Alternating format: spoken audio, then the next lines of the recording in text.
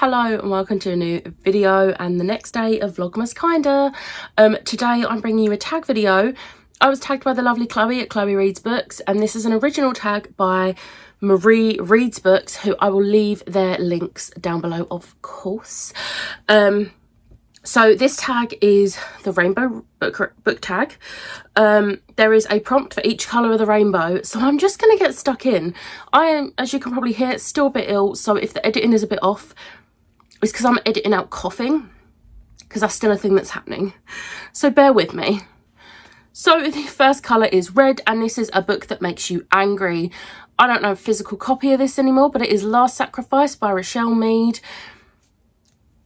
This made me so angry because I was absolutely loving this series. This was on track to be a 5-star book for me, and then there is a trope in it that I despise with my entire being, and it made me rage read the rest of the book and unhaul the series instantly, and I'm never touching it again. So yeah. Next up is Orange, a book that gets you fired up, and it's going to come to no surprise that it is The Love Hypothesis by Ali Hazelwood. I've spoken about this book a lot, but if you're new here, this is my favourite book of all time. I've read it multiple times this year alone, and I will continue to read it multiple times. I absolutely love everything about it, and every time I even think of reading it again, I literally get so excited. And then I can't think of anything else until I've reread it. And the entire time reading it, I'm just like bouncing in my seat because I'm just so happy to be reading it again. And I'm just like, this is the book that if I get into a reading slump and really cannot get myself out of it, this book would do it for me. Next up we have Yellow, a book that makes you want to sit in the sun and read. Now for this, I'm being very vague with my answer. And I'm saying any romance, because you can use the sun as an excuse for why you're really hot, and not the smart. But I'm going to give you 3 examples because, yeah. So we have a very new one to my, well, a couple of new ones. You Deserve Each Other by Sarah Hogle. I absolutely loved this. It is not set in the summer whatsoever. There is a whole like snowy scene, and it is just so cute. And I absolutely love this. It's a second chance romance, and I'm here for it. Then we have one that's a very summery one, and it's You and Me on Vacation by Emily Henry. This one is beautiful. I love this so much. There is a little bit, these two are probably the lower end of the romance I read, but the next one is definitely not, and it's Ice Planet Barbarians by Ruby Dixon. And basically any book in this series would work for this because it's spicy. So yeah. Next up is Green, a book that makes you feel peaceful. And for this, I don't have a physical copy yet because it's not out physically, but this is Barbarian's Prize by Ruby Dixon.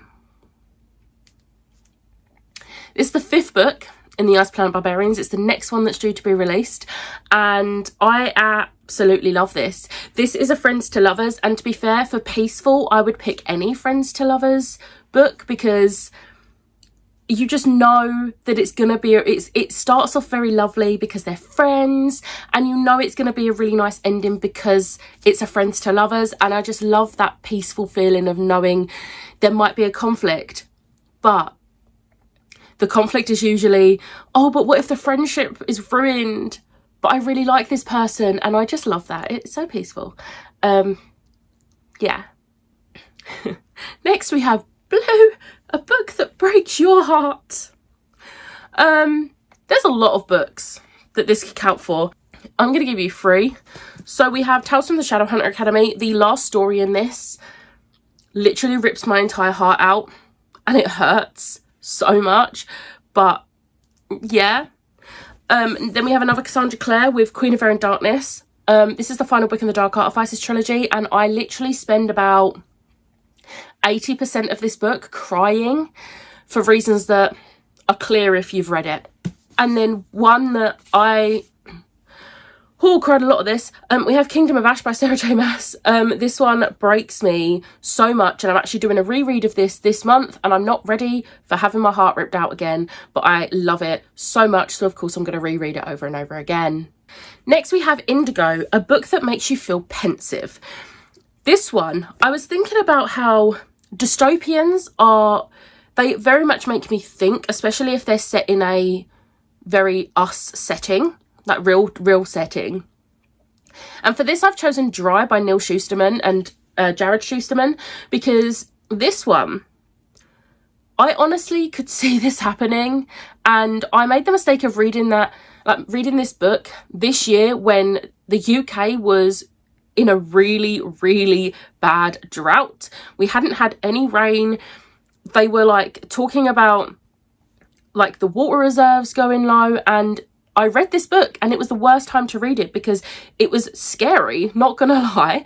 And yeah, it had me thinking, even when I wasn't picking it up and reading it, it had me thinking about how, like, what if this was to happen? And it was scary, but I really enjoyed reading this and thinking about that, because it's made me feel like I want to be more prepared with things like bottles of water and stuff, because if something like this was to happen, people go out and like raid stores and then there's nothing for other people who can't do that. So it's made me want to feel like I could be prepared for this sort of event. So I feel like this is the perfect one for this prompt. And then finally we have Violet, a book that makes you feel uncomfortable. Now, this one was a difficult one in the sense that if a book's making me feel uncomfortable, I DNF it. So I have actually picked one that I have very recently DNF'd because I can't think of any that I've actually finished that make me feel uncomfortable. And that is Wolf Song by TJ Klune. I talked in my vlog that went up a couple of days back, and I did the whole like hand up while I did spoilers. So if you don't care about spoilers, or if you've read this book, feel free to go and have a look at that and see what the reason it made me uncomfortable. But all I'm going to say, non-spoilery, is the romance that is going to develop in this book and this series, because it made me feel very, very uncomfortable, and it was the reason I DNF'd it. So yeah, so that was a very quick tag.